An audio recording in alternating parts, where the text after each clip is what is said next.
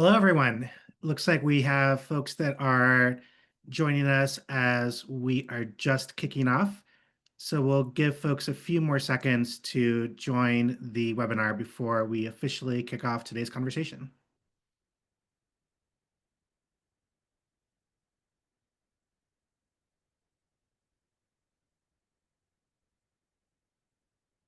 Great. Well, my name is Tito Yantada. I work with the Trust for Civic Life, a national funder collaborative that's investing in civic life in rural communities. And I'm excited to be one of the hosts for today's conversation, along with Bonita from the Aspen Community Strategies Group, who will be co-hosting with us today. And we're excited for a wonderful and exciting panel conversation with some of the leading experts and practitioners around the country, building and implementing rural development hubs across the country.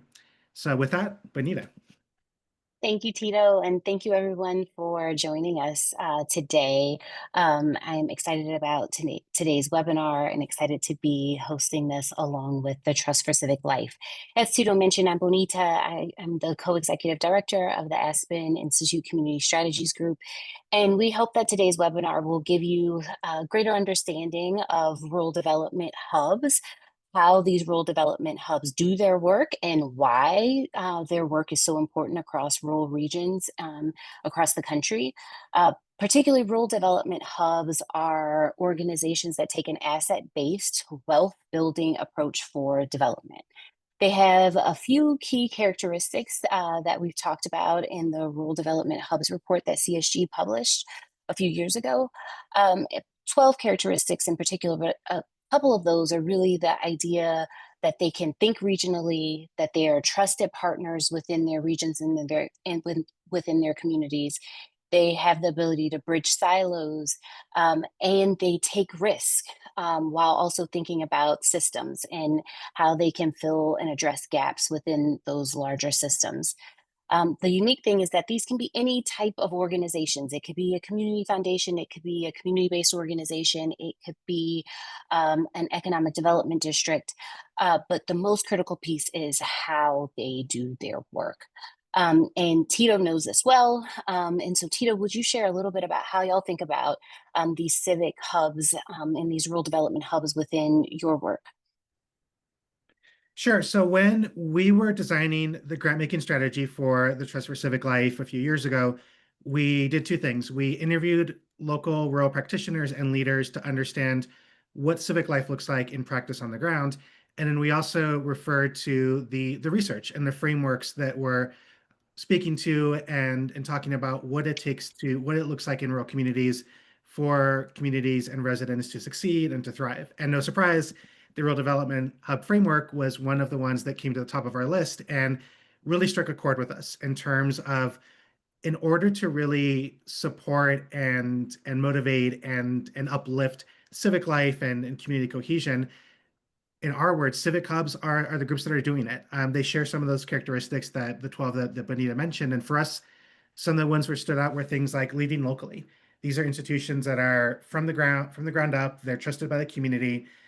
They are part of the community, and they are able to build and steer a vision for what that community needs to thrive across many different sectors, but including civic participation and civic life. And with that realization, our grant making strategy really reflects a big focus on that. 8 million of our 10 million in funding that we distribute every year goes to civic hubs, to civic hub grantees. In year one, we invested in 20 civic hub grantees across the country. Last month, we just announced our second round, another 26 hubs that we're supporting. So we're just thrilled to be investing and building on the work that CSG has done and the community of hubs across the country that are supporting civic life and the many different sectors that are involved in rural communities. Wonderful. Thank you, Tito. And so now that we've shared a brief snippet about how we are thinking about rural development hubs, we wanted to turn the question over to you. So Tyler, would you mind launching our poll to just get a sense of how you all or how much you know about the rural development hub model? So we will give you about a minute to fill this out, and then we'll look at the results. Keep filling it out. All right, Tyler, I'm ready Couple seconds, and then I'm ready for the results whenever you are.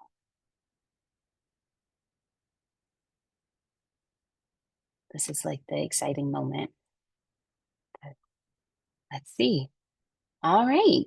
So we have a bit of a split. I know of the concept and want to learn more at 40%, and then unfamiliar and eager to learn more today. So great. So this is the place. You're in the right place to learn a little bit more about these organizations and how they do their work. And so to dive deeper into that conversation, we have our esteemed moderator and panelists today who know this work inside and out. So Jerry, Roque, Katie, and Shaylin, would y'all come on screen and introduce yourself? And I'll turn it over to you, Jerry. Great, thanks a lot, Bonita, and thanks a lot, Tito, for getting us started. I'm Jerry Kinney. I'm the Vice President for Impact and Community Investing at Dogwood Health Trust, and based out of Asheville. We serve 18 counties in Western North Carolina. Also, for this purposes, I'm co-chair on the Council of Directors for the Trust for Civic Life.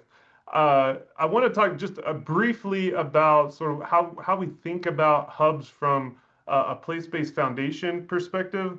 I think right now, as Tito and Bonita mentioned, hubs are having a moment. We've got this combination of alignment in a lot of rural places. And really, I think of hubs as an institutional innovation in the rural space.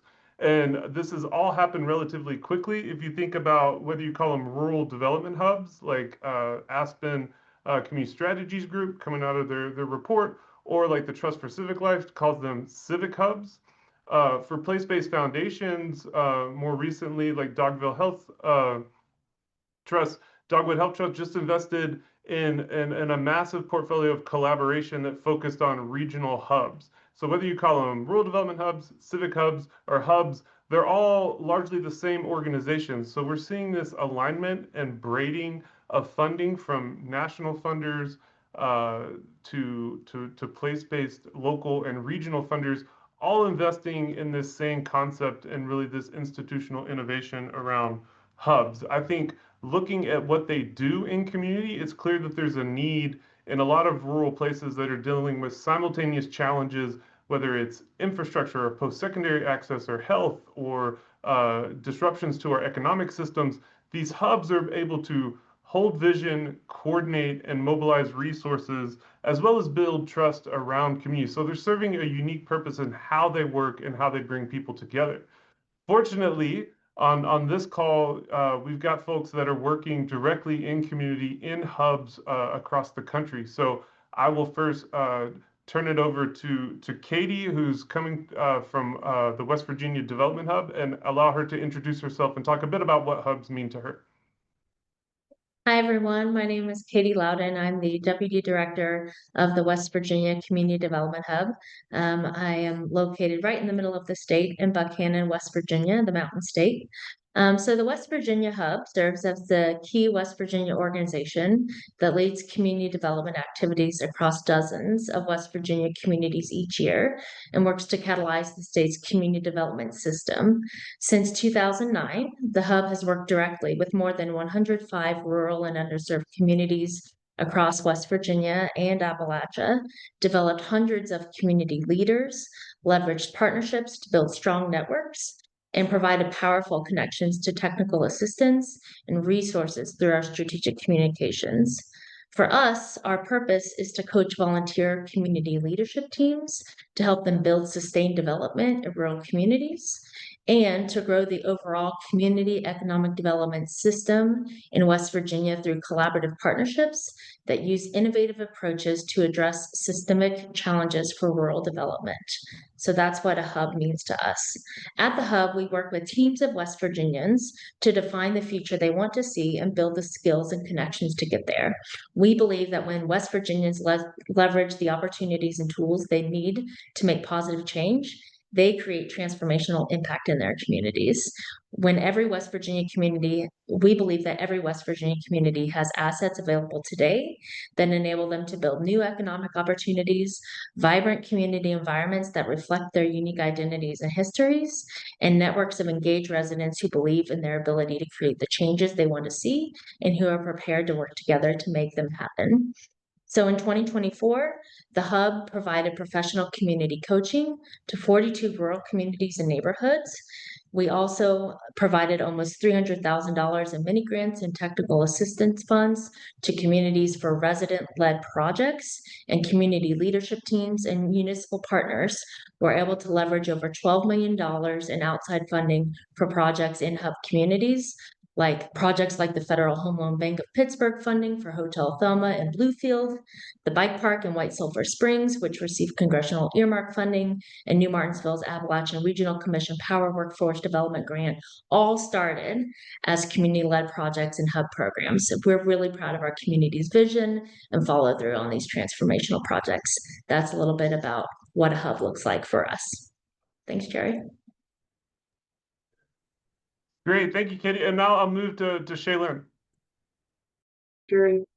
Hi, everybody. I'm Shaylin Hawley. I'm the Director of Operations at Four-Bands Community Fund. We are located on the Cheyenne River Sioux Indian Reservation in South Dakota. Working as a hub for us at Four-Bands means being a connector. We want to align people, ideas, and resources so that our community can grow on its own terms. We were founded 25 years ago as a native CDFI on the Cheyenne River Reservation, and really it was to support native entrepreneurs. But over time, we've evolved into a more holistic community development organization that listens first and we build from within. We have our theory of change, which basically translate into us being the place to grow. And that takes, we bring together the 4 dimensions. We talk about education, financing, incubation, and advocacy. So it blends the Lakota values with best practices to help individuals and families build assets, confidence, and opportunity. Being a hub to us means leading with culture and relationships, taking the time to listen to understand rather than to respond. We want to walk beside our community to help them achieve their goals. I'm really grateful to join this conversation about how rural hubs like Four-Bands are strengthening civic life, opportunity, and trust across the regions. Thanks a lot, Shaylin. And now I will pass it to Roque from California. All right. Well, good morning still here in Southern California. I know for some of you it's afternoon, but my name is Roque. Some of you know me as Rocky as well. Barros. I'm the executive director of the Imperial Valley Wellness Foundation, where we are right at the tip of Southern California along the U.S.-Mexico border. And we are a funder as well as a rural development hub.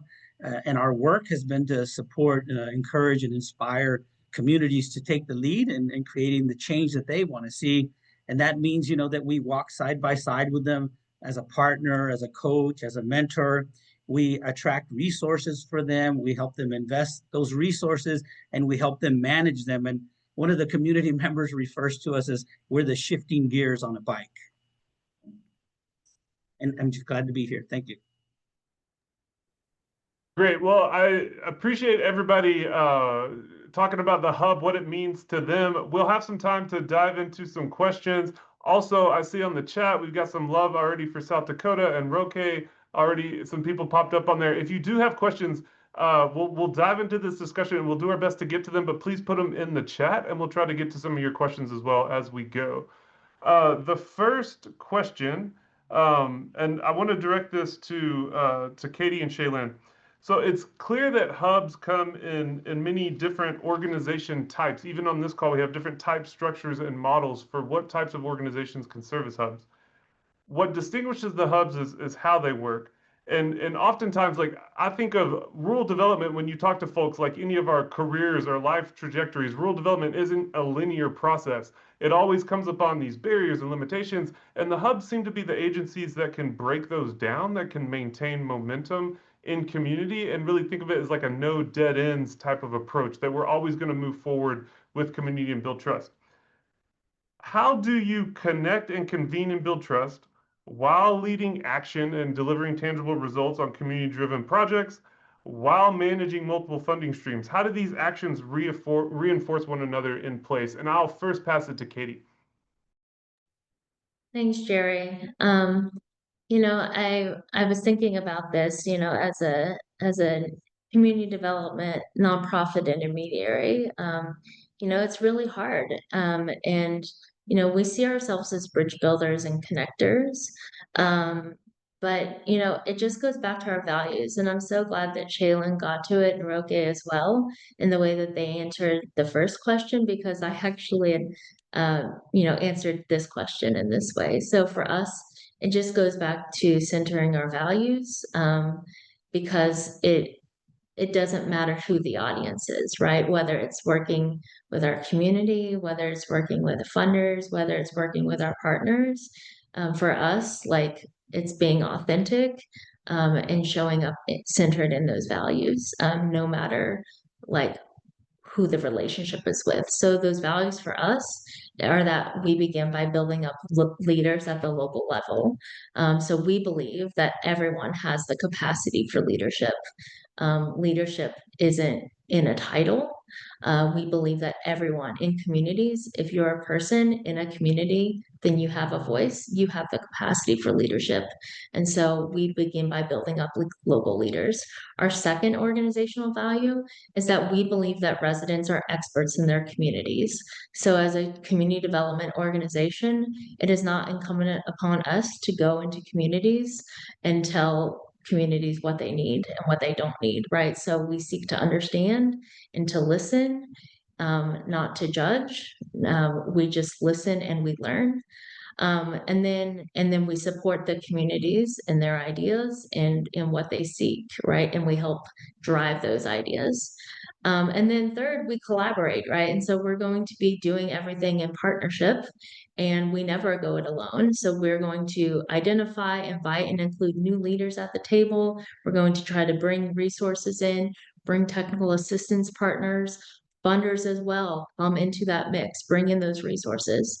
And our next value is that we believe diversity creates strength. So welcoming diverse backgrounds of people to the table, identities, perspectives is necessary to create stronger communities. And then the last value that we have is that we commit. So as long as we can, we walk alongside people in communities. We practice the theory of accompaniment. So whatever that looks like, we will be in it with you, walking beside, not ahead, to strengthen communities. So whether it's a funder, a partner, a community member, those are our values, and we practice those as steadfastly as we can, no matter the relationship.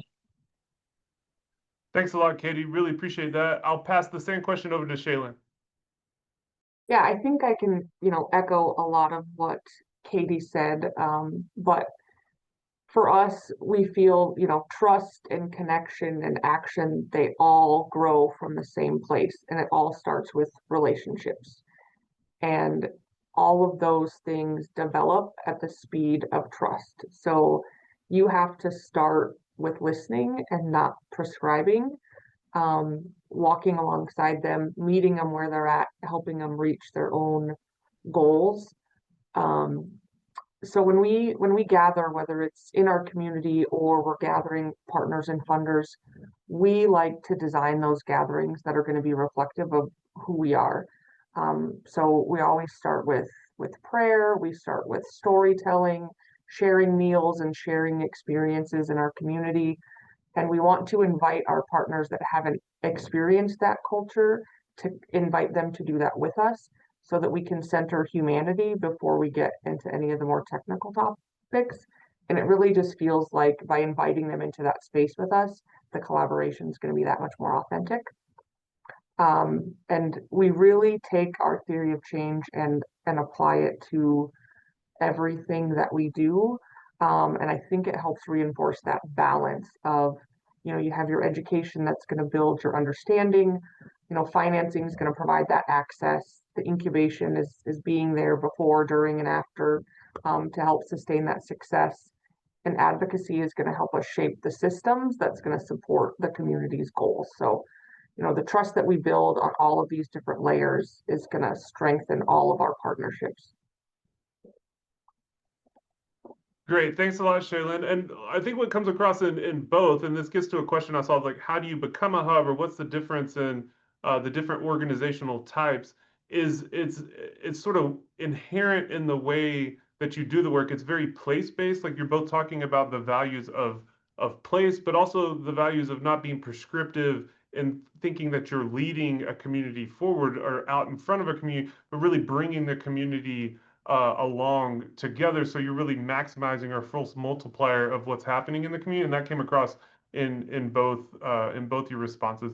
I want to jump to one more question, and then we'll get to some of the audience questions as well. This one's going to be to everybody. I'll pass it to Roque first. Challenges and opportunities, whether it's in a crisis or it's taking advantage of maybe a funding opportunity that emerges, they flow towards wherever capacity exists in many rural places. So I think this is why a lot of times there could be many different organizational types, because in some spaces a community college steps up. In other spaces it might be a CDFI. In others it might be a community foundation. It doesn't necessarily mean that every community college operates like a hub, or that every CDFI operates like a rural development hub or civic hub, but some of them do, and it's really about how they practice that. So looking at why this exists and why the capacity is so important for overcoming challenges and taking advantage of opportunities, hubs step up, they hold a positive vision.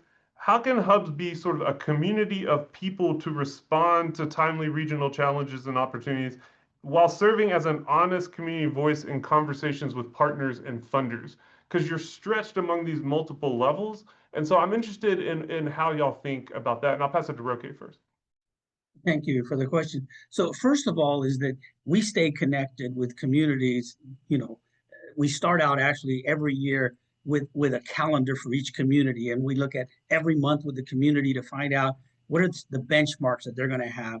And then every 90 days, we revisit that yearly calendar, especially where they're at, to look at the benchmarks and to monitor and support that process. We also have to be and are very flexible and take on the roles that are needed and that only we can advance. And so we just have to be prepared for that, right? And so emergencies and challenges occur. So for instance, recently there was a flooding in the community. We knew that our role at that time was to try to attract resources for that emergency, and so we went out and did that. But with the community, then we actually developed the guidelines and the process for distributing those funds. We didn't do it based on what the funding source wanted. We did it based on what the community needed, and so we were able then to successfully distribute all of those funds in a very in a very quick way and in a way that was very comfortable to the community. And the other thing that we do is we advocate for community members to sit on foundation boards and on other partners that we have on institutions, and we've been very successful in doing that. And so I think in a way, we're able, because of their capacity and their partnerships and their relationships and so forth, to meet those challenges and opportunities as they come forward. Great, thanks a lot, Roque. I'll pass it to Shaylin next, and Katie to follow up. Yeah, I mean, I think the key is showing up consistently, not just when it's a crisis, but before, during, and after. So being that ongoing presence is going to build your credibility as that hub at your community. We feel that, Four Bands is really deeply rooted in our community, and that comes from the people that we have working for us. Our staff members are business owners, they're egg producers, they sit on school boards and community foundation boards and daycare boards. So they're really deeply rooted in the community. So people come to us, not just for the financial support that Four Bands offers as a CDFI, but for the leadership and guidance when there's uncertainty. We saw it during the pandemic. We're seeing it now with, the federal government shutdown or the federal buyout options for federal employees. But our relationships allow us to respond to those things really quickly and compassionately, because we've got our got our ears to the ground, and we know, what's going on.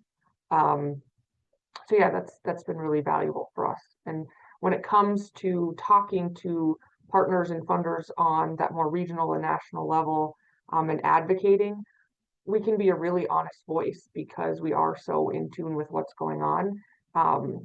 And we want to help them understand that as the hub, we want to lead with culture and values, and that the solutions need to be built through that lens of culture and value if they're going to last and be successful. Thanks a lot, Shaylin. It reminds me, as you're talking, we often talk about sort of civic capacity in rural places and how folks in rural communities have to wear a lot of hats. Whether like stealing from a colleague, we call it the STP problem. It's like the same two people problem, because in communities you show up and it's the same two people that are in all these places, and you really stretch their capacity. But it reminds me that the hubs themselves wear a lot of hats. Like it's hard to put the hubs in just a very straight, clear, concise bucket, because you're doing all of these things. And in Roque's answer too, of this like leadership pipeline, and effectively the hub is developing a pipeline of future leaders from the community. So you're really building the civic capacity as you go. So appreciate that, Shaylin. I'll pass it over to Katie. Yeah, I really just want to give a +1 to what Roque and Shaylin were both saying. So, I would say, because we're in touch with so many communities, we're going to see warning signs first. It's like kind of the canary in the coal mine. We sort of see those warning signs and those patterns developing quickly. We were sounding the alarm bells about some of these shifts and potential problems with the sector early on this year. And so because we're working so closely with the ground, with just everyday people who are making real change in their communities, we can communicate gaps really clearly up to funders. And so in that same way, I think, we have like a responsibility sometimes to be a shield, right, for the small communities that we're working for. And some things aren't easy to say sometimes to funders. And I think that's why trust-based philanthropy and those conversations are really important conversations that we need to continue to have between hubs and at the national philanthropic conversation levels. The hub has done this. We published a great paper called Barriers to Federal Investment, because it's really hard to bring in federal resources down into rural places. And so like we've done some of this work about how hard it is to bring some of these federal match funds into rural places, including like coming up with match requirements when timelines are so short, and how difficult that is in small places where private dollars are hard to leverage.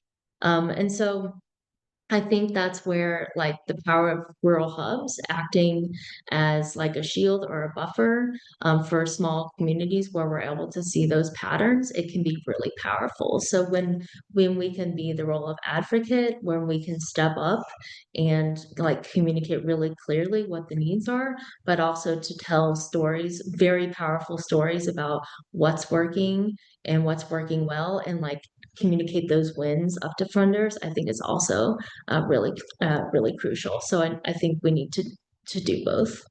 Yeah. Yeah, Katie, I've not heard it described as a shield before, but that's really interesting, because oftentimes, like, I think of the hubs also as a platform. So, like, you're serving both of these roles, because I think from a national level, it can be difficult when we talk about the rural philanthropy gap or anything like that to land investment in a lot of rural places, because from a national foundation, the transaction costs are very high to try to go to each community and build. You're not rooted there. It's hard to build relationships. But the hubs kind of serve both in that shield platform function where you can invest regionally, and the hubs have trusted relationships where then those dollars can get invested in locally led, community driven development work. So I like that sort of that both two sides of the coin, both as a shield and a platform for investing in these rural places. So I appreciate that. I said I was going to get to questions and I lied. I want to move to Roque's question number 4, because I think this follows on something Katie's talking about these funding relationships. So I'm going to ask you, Roque, how do hubs balance and weave this regional and national coalition and partnership funding work? Like, how does that actually work in practice? How do you manage that? Yeah, so first of all, we're place-based in the Imperial Valley, and so when we take on regional or national work, we do it because the community knows about it and agrees that we should take on that role. And so we have those discussions, and sometimes they may say, "No, we don't want to do that," right? And I may think it's a great idea, but if they don't want to do it, I won't do it because we need to work with them side by side. I'm also a board member with Catalyst of San Diego and Imperial County, so that is a regional coalition of funders for our area, and did that on purpose because we wanted to make sure we had representation, for our area. San Diego's a lot larger. We're only 180,000 people. San Diego's like 3.4 million, right? But that was an important role for us. We also, with the community agreeing to it, we took on a role with California Jobs First, which was a sort of a statewide piece of work. And then the artist community came to us and said, will you take on this role also with the California Arts Commission, which we did. And then, of course, we also partner with Aspen Institute and the Trust for Civic Life. But all of that work, is done, again, working side by side with the community. They participate, they know about what we're doing, and making sure that it meets the priorities that we have for the Imperial County. We host a lot of site visits in our area. The Environmental Protection Agency came. People from DC have come to visit us, but it's all done again with the community groups coming together, to form those plans and to lead those tours as well. That's really helpful. Thank you, Roque. Shaylin and Katie, do either of you want to talk on that one? Katie, I know you mentioned it, but I can also just move forward. I'm fine to move on. Okay. I can add a little bit. I think along the same kind lines as Roque is, it's about does that regional and national filter back then to what your community needs? So Four Bands does a lot of regional and national advocacy efforts that we want to make sure then translate back down, and making sure that we're giving them an understanding and grounding them in what it is to be in a rural place, so that those opportunities can trickle down. Katie talked about the federal funding matches and all of those things being so difficult. And advocacy is hard work. Um, it's really hard to sustain it because it's exhausting. But we were able to get a reduction in a federal grant with the EDA Build Back Better, and it was part of a regional coalition that we lead, the Mountain Plains Regional Native CDFI Coalition, and we were able to get that waived. But it was a long journey, but we felt like it was a necessary piece of the puzzle so that those regional and more rural ones that came after us, we had kind of paved the way a little bit, and it should be easier after that. Great. Thanks a lot, Shaylin. So we're going to go off script for a few audience questions real quick. First one I like because it gets into some of the details of just how a hub functions. So I'm going to ask, and this is to all three, whoever wants to jump in. So do you fund personnel within the communities to sustain the work, or does the hub act as a backbone entity as long as like the hub exists? Like, how do you think about being out in community? Is it your hub personnel that are out there doing the work, or do you sort of support other groups that are doing that? Like, how do y'all think about that? I'm imagining you sort of braid. It's like not an either or, but a both and. I'm interested in y'all's approaches. I can start. I would say, first of all, I was born and raised in the Imperial Valley and had the opportunity to come back to start this foundation, the Imperial Valley Wellness Foundation. But I had two requests that I made in order to do this. I said, one is, I don't want to build an institution. We don't need another institution in the Imperial Valley, and I don't want to hire staff. And so, because I said it's really about the community leading this work, building their capacity, and then taking on those roles. So that's been really critical in that, sometimes you have to go a little bit slower to build that capacity within the community. But that's been our commitment. So, to fund this work directly with the community, but also we make sure that, we may start the relationship, with another funding source, but now a lot of the communities that we work with now have those direct relationships, and they're bringing in the money themselves. They don't need us anymore for that, and we could move on to the next community. Thanks a lot, Roque. Shaylin or Katie? Yeah, I was gonna say, often we start the community relationship, um, through a various, funding source that we have, in a cohort-based model is typically the way that the West Virginia Community Development Hub starts the relationship. We'll typically, start in like 4 to 7 communities at a time. And so the communities are going through typically a 12 month to uh, 2.5 year process with us. And those are like community leadership teams of 7 to 12 people. We're training them, we're building their capacity. They're walking through a curriculum together, learning from other rural communities.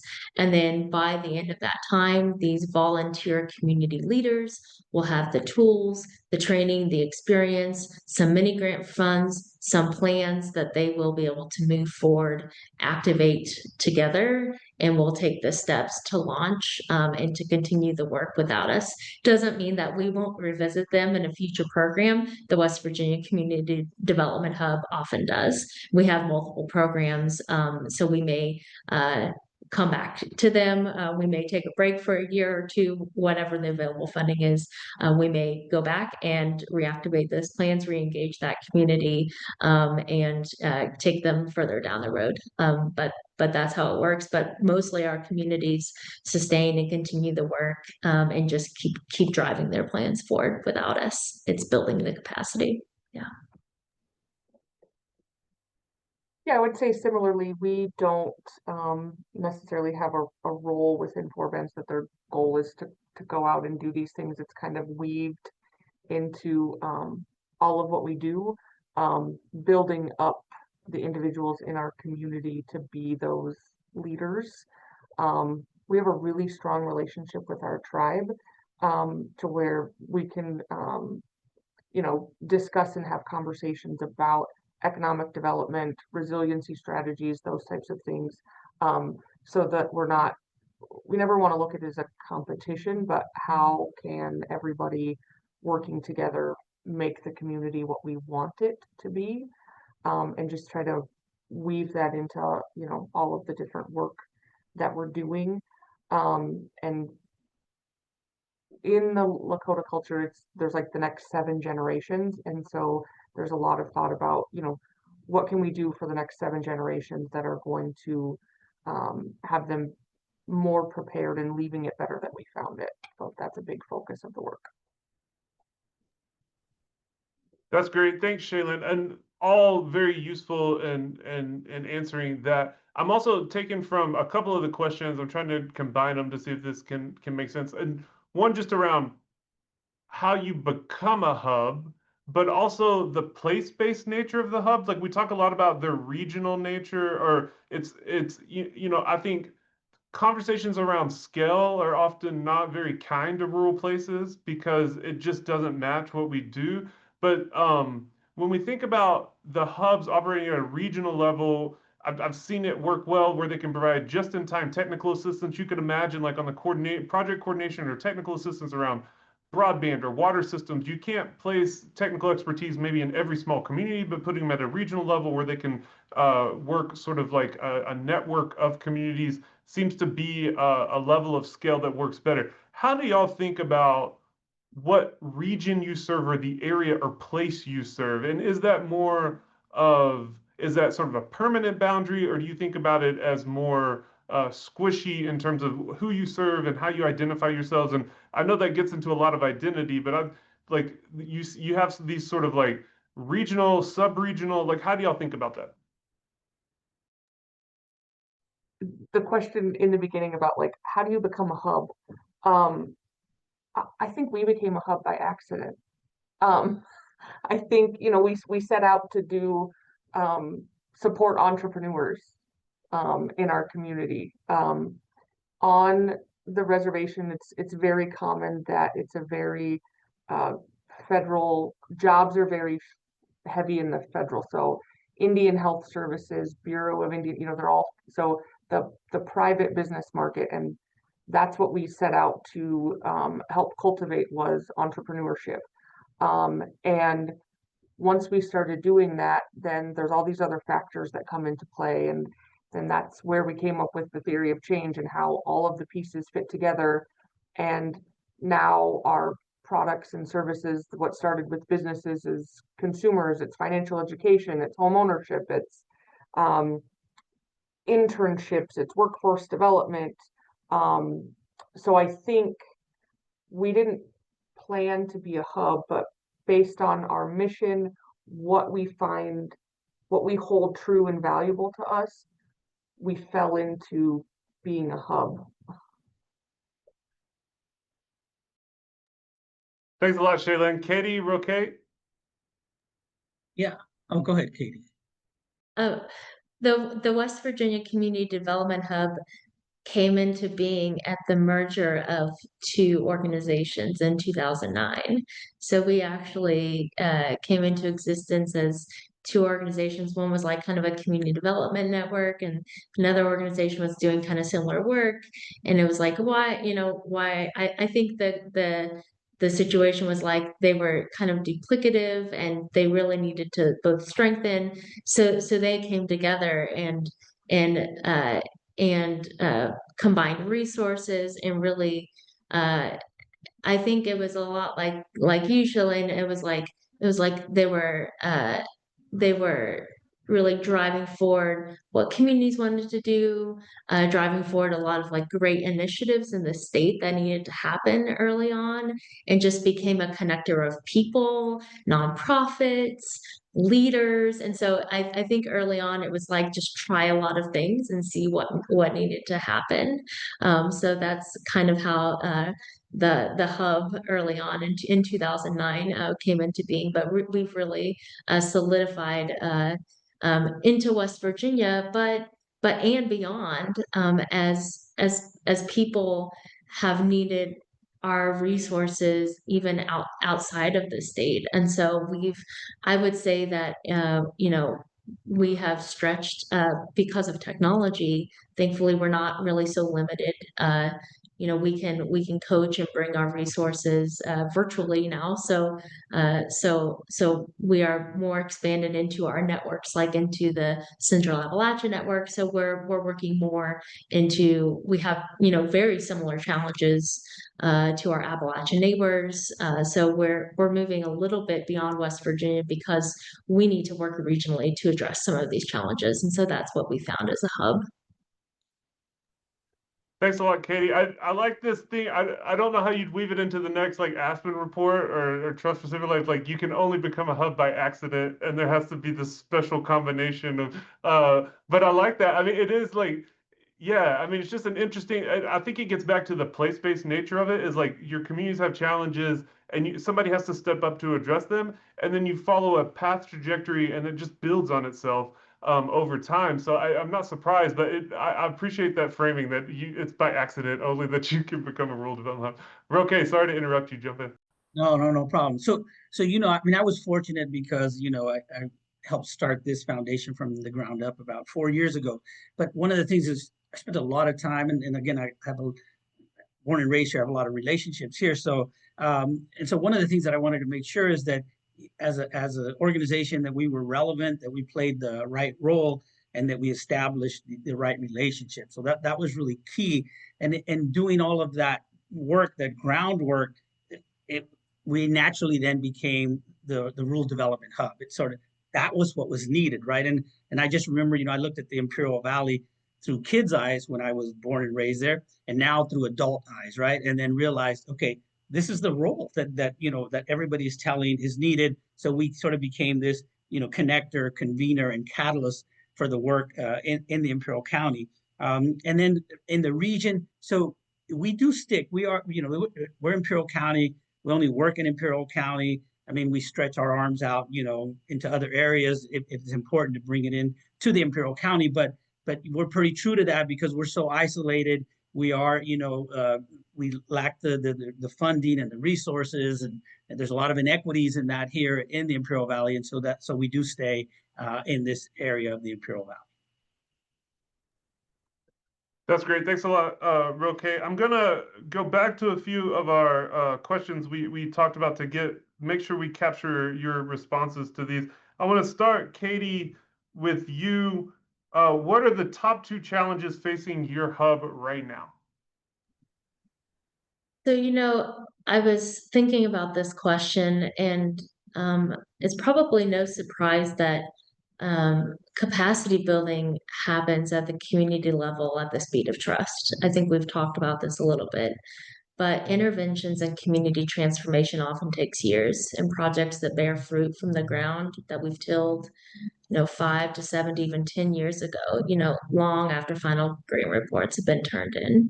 So we have to be able to evaluate long term, and we have to deconstruct the way that we think about relationships, sustaining leadership, and transforming rural places beyond traditional grant making cycles and our short collective attention spans as a society.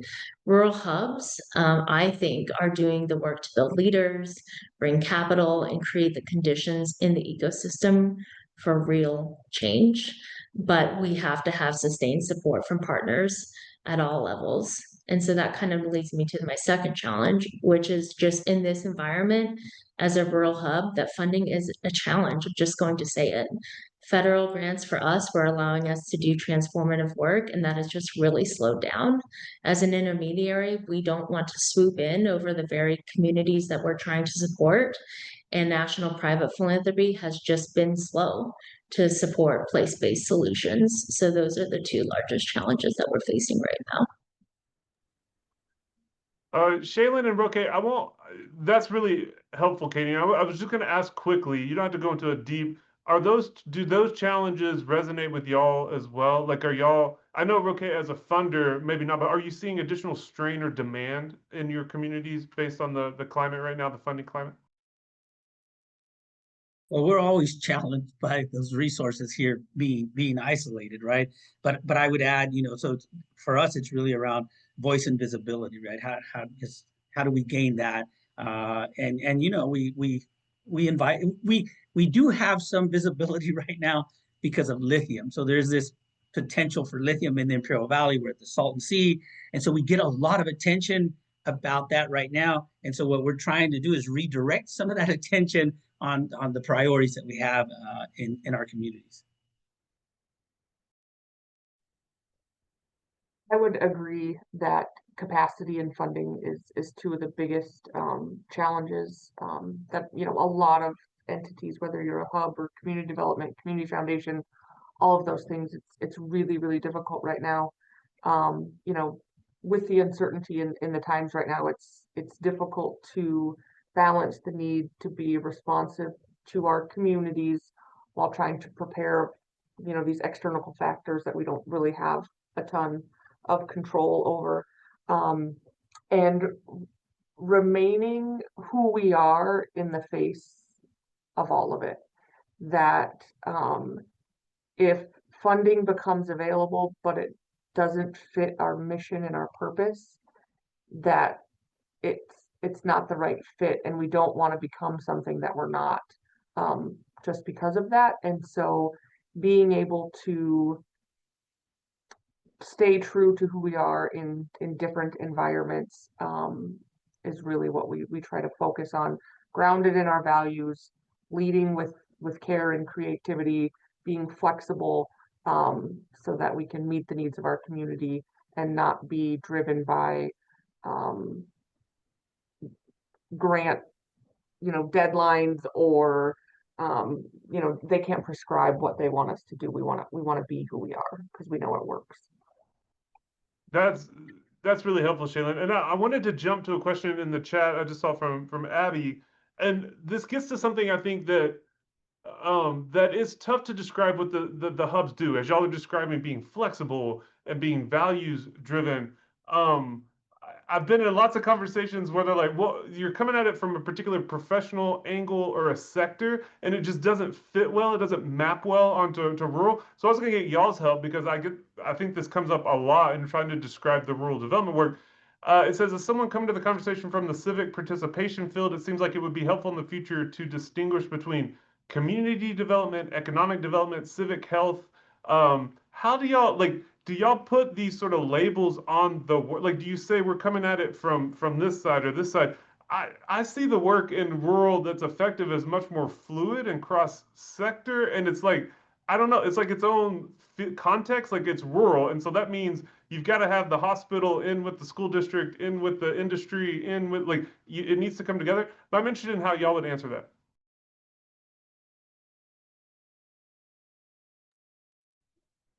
Yeah, I mean, I think you're right, Jerry. Like to me, they're all fluid. These are all components of what it takes to have a healthy, thriving community, right? We can build a community, but it has to have the people. It has to have accessibility. It has to have trails. It has to have affordable housing. It has to have um, opportunities. It has to have good schools, right? And so, like, all of these components are necessary for health, for community and economic development. So, call it vibrant communities, call it healthy communities, right? I think this is um, all language that we would use in a community engagement process, in a community building process.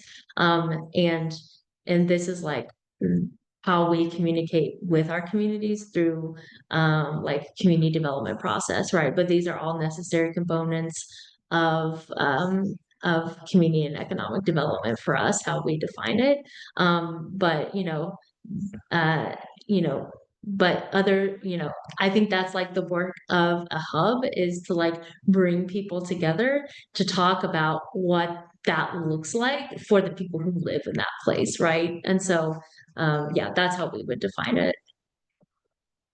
Yeah, I would say that in our work, we have to be very careful about the lingo that we use because, communities are not familiar with it. And I remember when I used to use community building, and then I was like, asking people, I finally, the residents asked them, help me define community building. Like, what does it really mean to you, right? And they came up with working together to make things better, right? And I was like, okay, that sounds better than community building, right? So really, I asked them, I get help with that. And then in the community, like we do, like for instance, we develop a model of communities of care and belonging. But with the residents, decided what are the components that are going to help you become a community of care and belonging, and they defined those, right? And so that's been really important to us, right? So that we don't get caught up and then create more separation and people a lot of confusion because now we're using economic development or community building or whatever the term may be. Yeah, I mean, we don't want to get caught up in any of the buzzwords. I think it's fluid because you're serving so many different needs. Specifically when you're in a rural area, you you wear a lot of hats, as Jerry put it earlier. And so, saying that it's one thing never really seems to fit it. It's a fluid thing, and it's all based upon what the community needs. And as a hub, I think you're listening and responding to those needs. And you're either identifying those other organizations, entities, or people that can fill that need, or you're asking yourself, well, how can we figure that out and will help become those things that are needed? Thanks a lot for all of you. I'm thinking here of like a chameleon nature of the hubs of being able to adapt, and so it's like accidental chameleon is sort of like Shaylin, what you with the accident rule. Okay, we've got to move to like a lightning round because we're running out of time. I want to ask this one. Okay, culture and storytelling. So I'm interested in briefly, like 1 minute, how can culture and storytelling of your place be leveraged as infrastructure for rural development by the rural development hubs? How do y'all use culture and storytelling?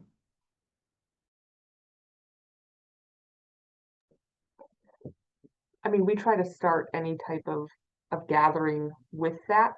Um, if it's people that grew up and live in that culture. It's about the respect and the honoring of it. So, and you should be grounded in that. And if they're new, it's about inviting them into that space with you, so that they can understand the perspective and the way that you do things and you operate. Nobody wants somebody to come in and tell you how to fix things. We want them to lead with curiosity.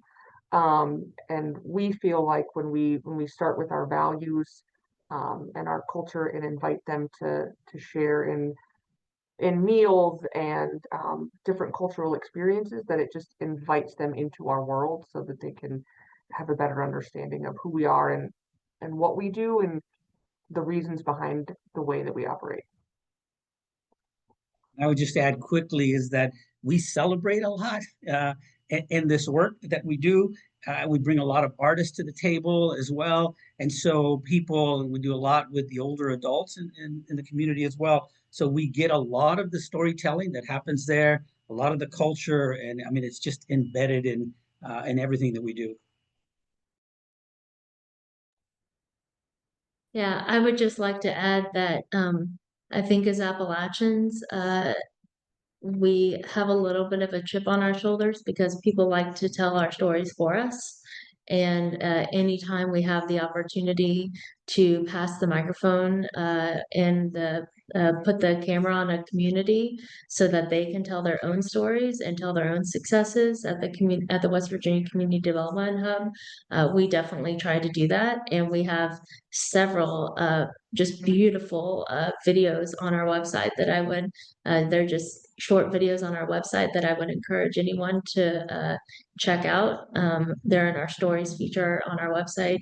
People can go through and see how communities have rebuilt and told their own stories of their own successes. So anytime we can lift up those small wins and big wins for communities, we try to do that. It's powerful when people see success in their own communities and see other people in their communities as leaders. It just flips the narrative on its head for us, and it's really powerful.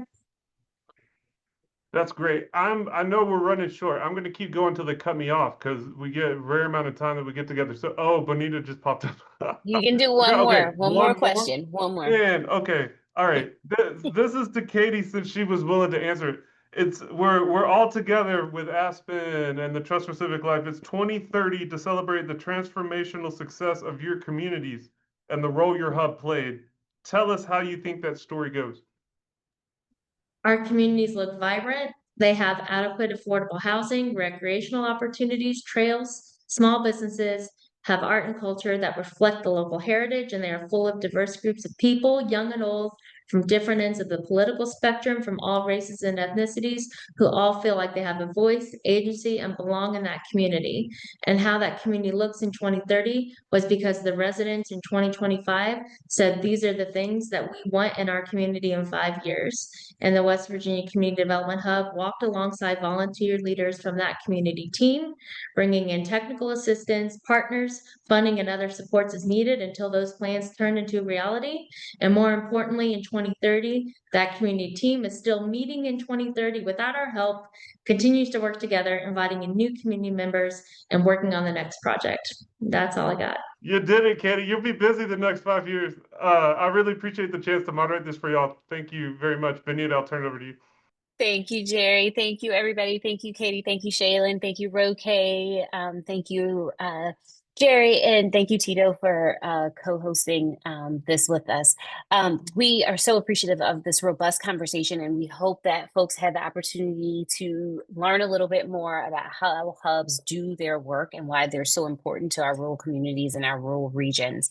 CSG will be sharing an updated rural development hubs report, which you will all get via email because you signed up for this webinar in the next month. We hope that you please feel free to reach out to us via email with any further questions. I know we couldn't get to all the questions, but we're looking forward to connecting with you all as well. Please feel free to sign up for the CSG newsletter, as well as the Trust for Civic Life newsletter, as well as the newsletters for all of our panelists that were here today. And we have a quick survey that's going to come out. So we ask that y'all please fill that out for us as well, because that helps us gather more information about what you want to learn about hubs.